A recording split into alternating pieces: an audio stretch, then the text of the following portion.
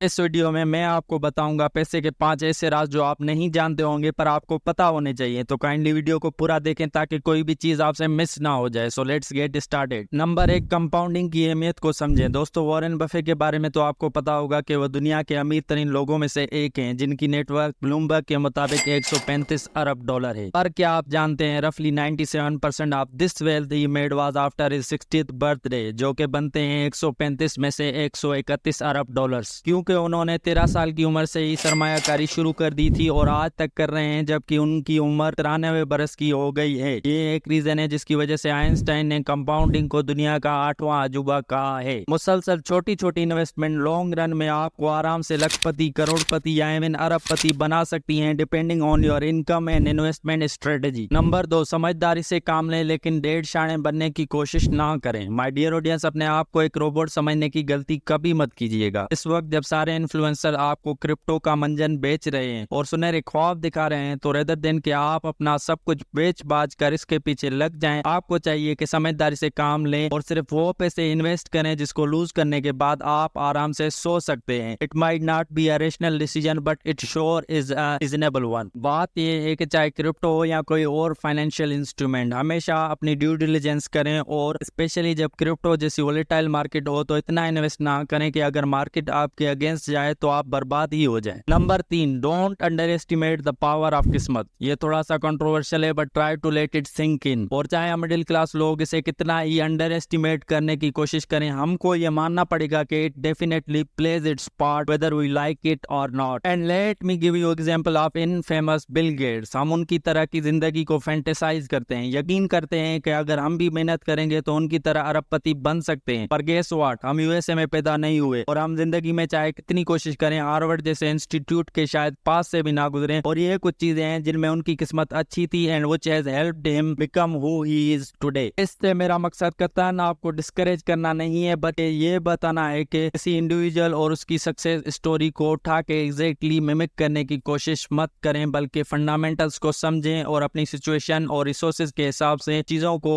Improvise और adopt करें और अपने लिए बेहतर से बेहतर जिंदगी डिजाइन करने की कोशिश करें। नंबर 4, पैसे बचाओ। Pretty straight forward, right? Well, I don't think so, क्योंकि ये अगर इतना ही आसान होता तो सारे लोग फाइनेंशियल फ्रीडम अचीव ना कर चुके होते। हाँ, शायद हम में से हर एक को कहीं ना कहीं इसकी इंपॉर्टेंस पता है, बट करता कोई भी नहीं, बिकॉज वी थिंक कि we are not rich enough to do it. पर इसका अमीरी या गरीबी से कोई ताल्लुक नहीं, चाहे आप हजारों कमाते हैं या लाखों। अगर आप चाहें तो आप बचत कर सकते हैं और आपको सिर्फ ये करना होगा कि जो भी परसेंटेज आपको अच्छी लगे, 5%, 10% of your income, it doesn't matter, पहले से ही अलग करें और बकाया रकम से अपने खर्चे मैनेज करने की कोशिश करें। याद रखिए, ये आसान नहीं होगा, स्पेशली शुरू में। अगर आप थोड़ा सा फाइनेंशियल डिसिप्लिन दिखाएं और कमिटमेंट के साथ कोशिश करें तो आई अश्योर यू कि ये आप कर सकते हैं। So just do it. Number 5, पैसे को अपनी आजादी के लिए इस्तेमाल करें। अच्छा, ये दो धारी तलवार है, इससे आप अपनी आजादी भी खरीद सकते हैं,